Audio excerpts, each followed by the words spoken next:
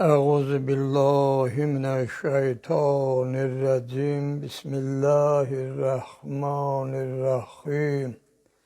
Esselamu aleyküm ve rahmetullahi ve berekatuhu. Allah'ın salavat ve selamı üzerinize olsun. Akşamınız hayırlı, bereketli olsun. Allah Teala gelen günlerinizi hayra mübeddel eylesin.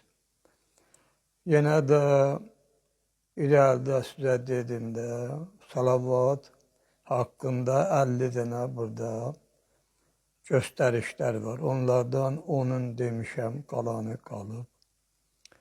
İnşallah istəyirəm onun 10 dənəsini də sizin nəzərinizə çatdırım. Burada çoxlu, gözəl, savab əməllər var. Yəni o salavatın hesabına çoxlu savablar insanın əlinə gələ bilər. Amma əvvəldə onu da deyim ki, bu salavatın savabına arxayın olub, yenə həmişəki kimi mən çox vaxtı təkrar edirəm. Yəni, suli dinlərdir, irədə danışmışam da, firui dinlərdir, 5 dənə suli dindir, 10 dənə firui dindir.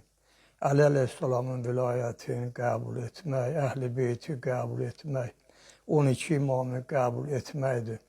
Mən elə hesab edirəm ki, Allah Teala bu noyu savabları fəqət o adamlara verər ki, bir noyu hədiyyə kimi, bəxşeyiş kimi ki, bunların dərəcələri sabah qiyamətin günündə digərlərindən üstün olsun.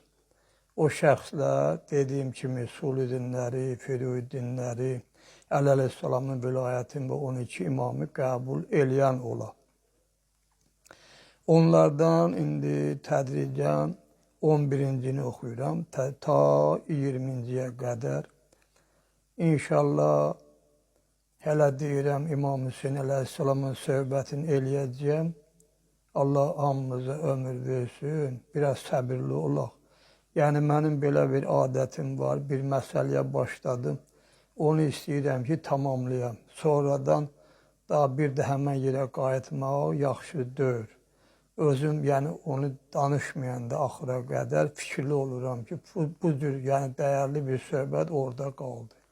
Ona görə istəyirəm ki, bu barədə, yəni salavatın fəziləti haqqında tamamlayayım söhbəti. Ondan sonra 2 dənə də gözəl söhbət var. Onları da eləyəcəm Allahın köməklə. Ondan sonra inşallah darıxmayın, bilirəm İmam Hüseyin aşiqləri çox yəqin ki, gözləyirlər ki, Hacı Haçan danışacaq. Allahın köməklə, Allah köməkli eləyər, danışarıq. 11-ci fayda. Keçmiş ümmətlər, hətta peyğəmbərlər və peyğəmbərlər də salavat deməklə və ali əbaya təvəssül etməklə çətinliklərinə əlac tapırdılar. Əraf surəsinin 137-ci ayəsinin təfsirində deyilir ki, Firon Bəni İsrailin əl-qolunu zəncirləyib ağır işgəncə verirdi. Onlar Musaya şikayət etdikdə Allah tərəfindən vəhiy gəldi. Onlara de ki, Peyğəmbərə və əhl-i beytinə salavat göndərməkdən başqa heç bir şey etməsinlər. Bununla da onların əzabı yüngülləşər.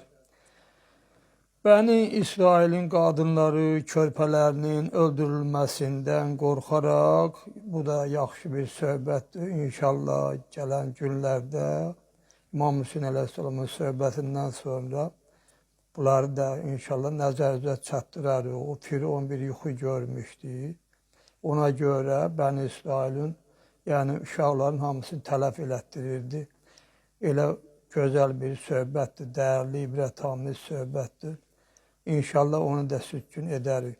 Peyğəmbərə və əhl-i beytinə 10 salavat göndərirdilər. Allah Teala da onları bəsləmək üçün mələk göndərir və onların barmağından süd cari edirdi ki, qidalanalar. Salavatın bərəkətindən onların övladları sağ qalırdılar.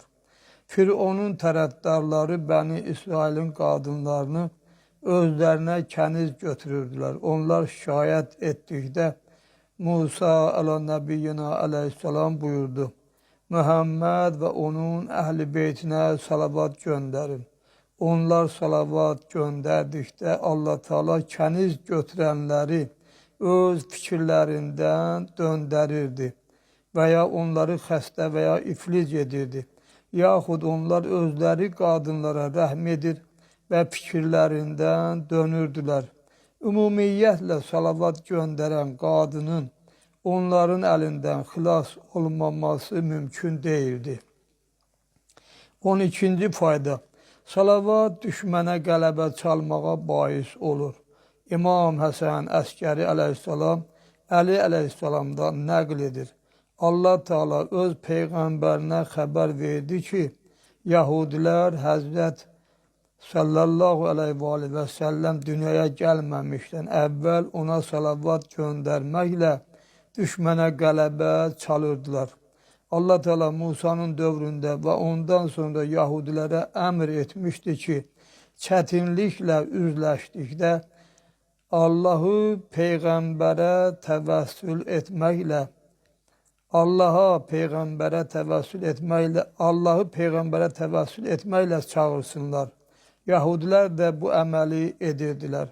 Peyğəmbər sallallahu zuhurundan 10 il əvvəl Əsəd və Qətfan qəbilələri bir dəstə müşriklərlə birgə Mədinə yahudilərinə hücum etməyi qəsd etdilər.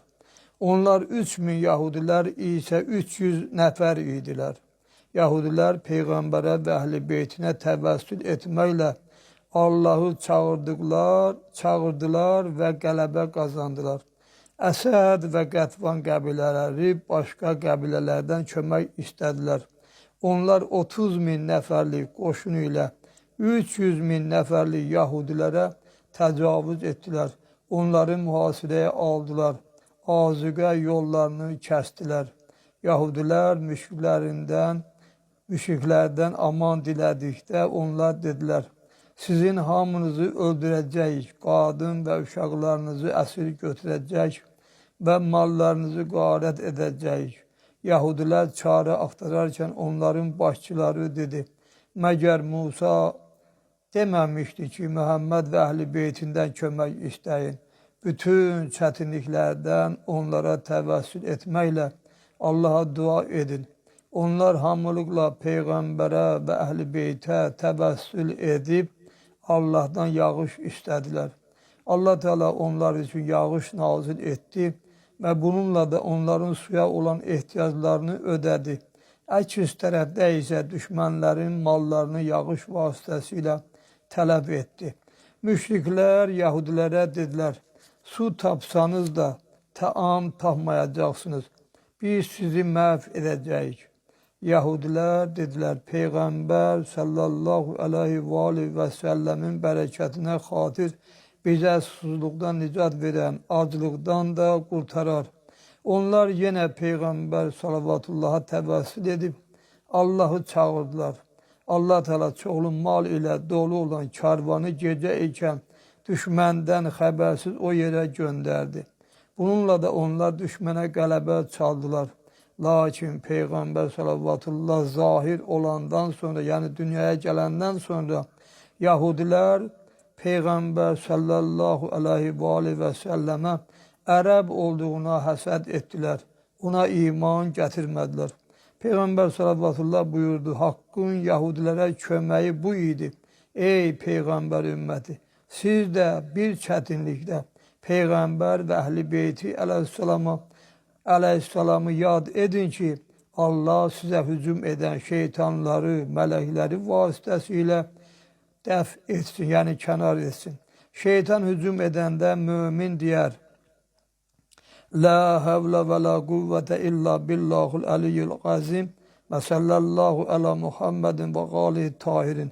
Bu zaman iki şeytan iblisə xəbər verir və o da öz qoşununu göndərir.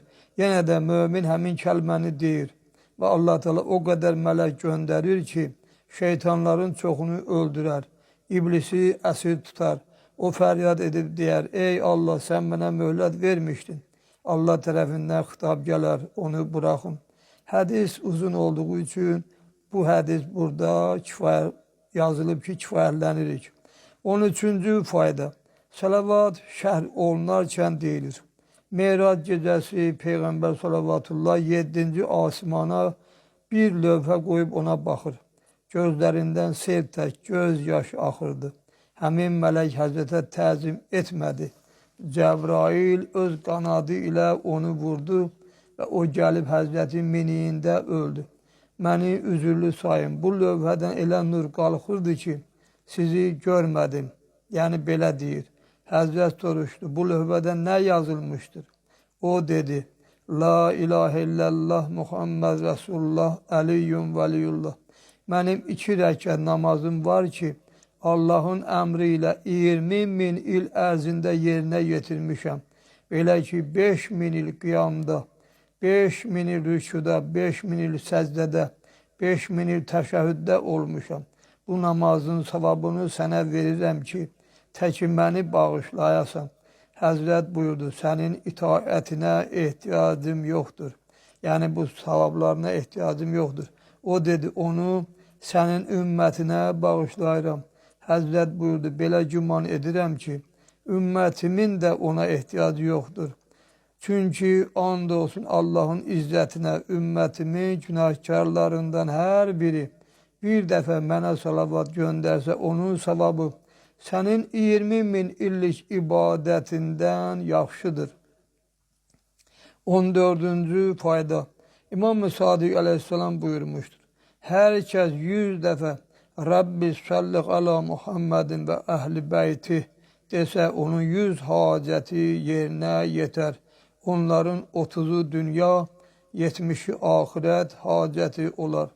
15-ci fayda. İmam-ı Sadiq əleyhissalamdan soruşdular ki, Peyğəmbər salavatullaha və əhl-i beytinə necə salavat göndərək? İmam əleyhissalam buyurdu, belə deyin, salavatullahi və salavatu mələikətihi və ənbiyaihi və rəsulihi və cəmi'i xalqihi əla Muhammedin və ali Muhammed və salatu əleyhi və əleyhim və rəhmətullahi və bərəkatuh. Ondan soruşdular, belə salavat göndərən şəxsin savabı nədir, yəni necə olar? İmam əleyhissalam buyurdu, and olsun Allah'a, yeni doğulmuş uşaq kimi günahlardan uzaq olar. İmam-ı Rıza əleyhissalam buyurmuşdur, hər kəsin günahlarını bağışlamağa qüdrəti yoxdursa, Peyğəmbər salavatullaha və onun əhl-i beytinə çoxlu salavat göndərsin. Çünki bu zikir günahları məhv edir. Peyğəmbər sallallahu aleyhi və aleyhi və səlləm yenə buyurmuşdur ki, hər kəs mənə salavat göndərsə, Allah Teala onun günahlarını səhraların toprağı qədər olsa da bağışlar.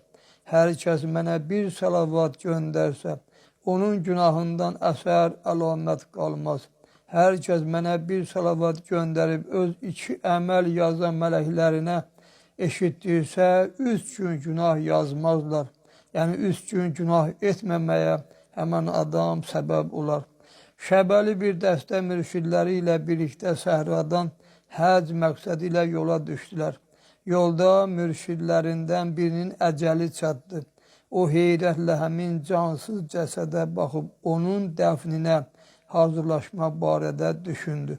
Birdən cəsədin qaralmağını müşahidə etdi və biraz keçməmiş qaralıq ağlıqla əvəzləşdi.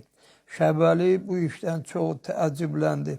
Onu dəfn edəndən sonra yuxuda gördü ki, həmin şəxs cənnət libası geyinmiş, başına cəvahirət dolu bir tac qoyulmuşdu. Onun barmağında parlaq bir üzük var idi.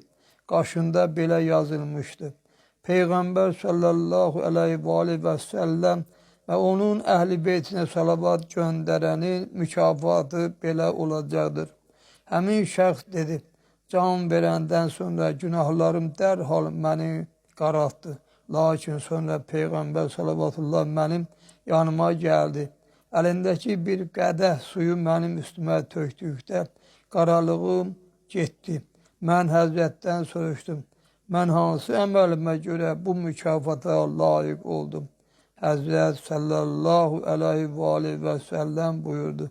Çünki sən dünyada mənə həmişə salavat göndərməyi yaddan çıxartmazdın, yəni adət etmişdin.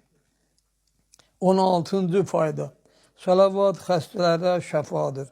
Camiül Əxbar kitabında Peyğəmbər salavatullahdan rəvayət olunur. Hər kəs mənə bir salavat göndərsə, Allah Teala onun üzünə afiyət dolu bir qapı açar. 17, 18 və 19-cu faydalar. Burada 3 dənə faydanı bir yerdə yazıb. Peyğəmbər sallallahu aleyhi və səlləm buyurmuşdur. Hər kəs zöhr namazından sonra mənə 100 salavat göndərsə, Allah Teala ona 3 kəramət verər. Birinci, heç vaxt borcu olmaz. Əgər borclu olsa, yəni Allah Teala onun üçün ruzi qapıları açar, borcunu ödəyər. İkinci, Allah Teala onun imanını zail olmaqdan qoruyar ki, bu da çox böyük bəxşişdir.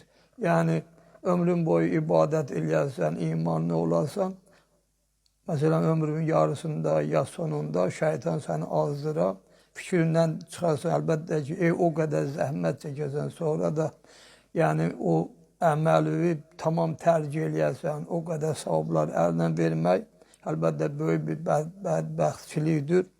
Bu da deməli bir növ insana bir bəxşişdir. Üçüncü, qiyamət günündə ona verdiyi nemətlərdən sorğu-sual olunmaz. Bununla da bugünkü söhbəti də tamamlayıram.